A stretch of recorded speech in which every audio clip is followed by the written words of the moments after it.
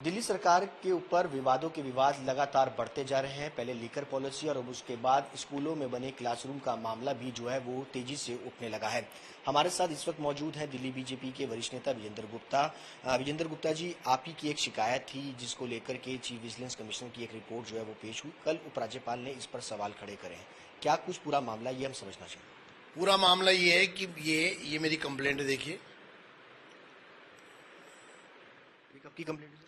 ये 25 जुलाई 2019 को हमने पूरा पैरावाइज एक एक घपले की इसमें जानकारी दी और खुद हमने फील्ड में जाकर के उसकी तहकीकात की और उसके बाद पाया कि इन्होंने 207 स्कूल चुने थे जहां पर 50 और उससे कम बच्चे एक कक्षा में होने चाहिए, उसके अनुसार कमरों की आवश्यकता थी।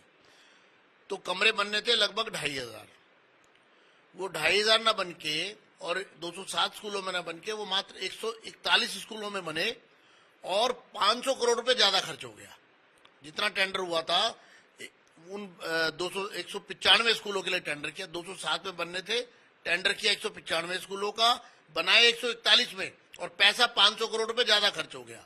टेंडर कितने का था सर टोटल? टेंडर लगभग 838 करोड़ रुपए का था और पेमेंट की गई है 1350 करोड़ रुपए के करीब। जो हमारी कंप्लेंट थी 2019 में 25 जुलाई को, उस तब तक की बात मैं बता रहा हूं। उसके बाद और कितनी पेमेंट्स की है, क्या किया इन्होंने, वो सब जांच में आएगा अब। लेकिन इशू ये है कि ये बब्बर एंड बब्बर एसोसिएट्स कौन है? ये बब्बर एंड बब्बर एसोसिएट्स जो आर्किटेक्ट है, असली खेल है उसका देखिए।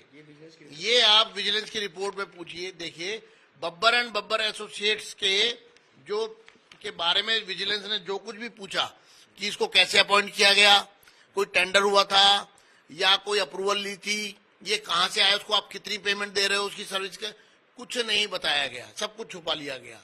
और इस बब्बर एंड बब्बर एसोसिएट जो कहीं ना कहीं सत्येंद्र जैन और मनीष सिसोदिया और केजरीवाल जी के कोकस का हिस्सा है और इसके साथ मिलके 500 करोड़ रुपए ज्यादा की पेमेंट की गई, बिना टेंडर के, बिना किसी कंपटीशन के, बिना किसी जस्टिफिकेशन के, और उसको 500 करोड़ रुपए ज्यादा पे कर दिया गया। चीफ विजिलेंस कमीशन की रिपोर्ट, ये सेंट्रल विजिलेंस कमीशन की रिपोर्ट जो 17 फरवरी 2020 को आ गई हमारी कंप्लेंट के बाद, उसको 2.5 साल तक दिल्ली सरकार ने दबा दिया।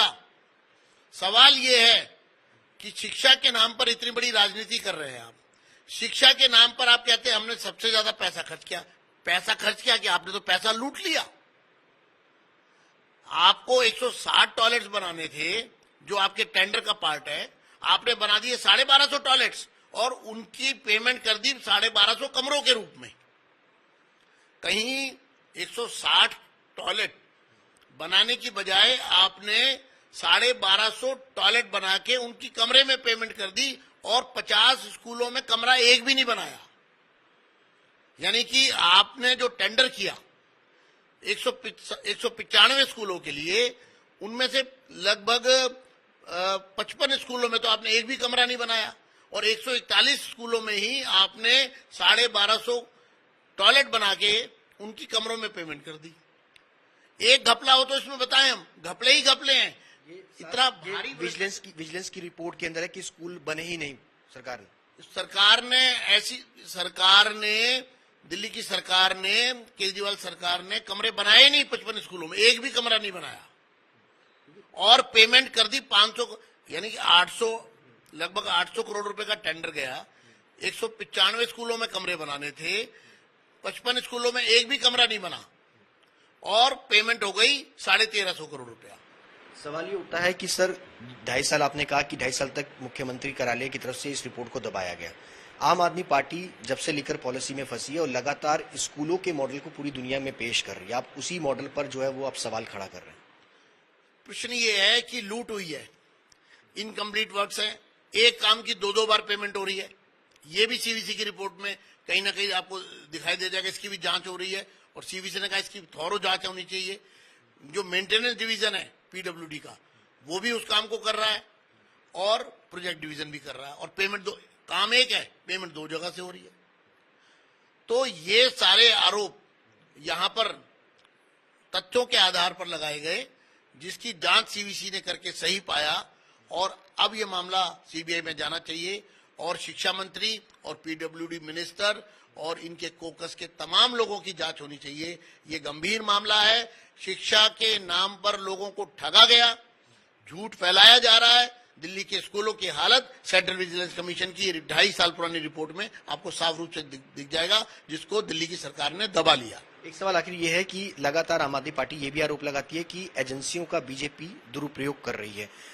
ईडी हो, सीबीआई हो, 2.5 साल इस पूरी रिपोर्ट को आने में लग गए, मतलब रिपोर्ट 2.5 साल आई है, तब तक कार्रवाई नहीं हुई। बड़ी हास्यप्रद बात है।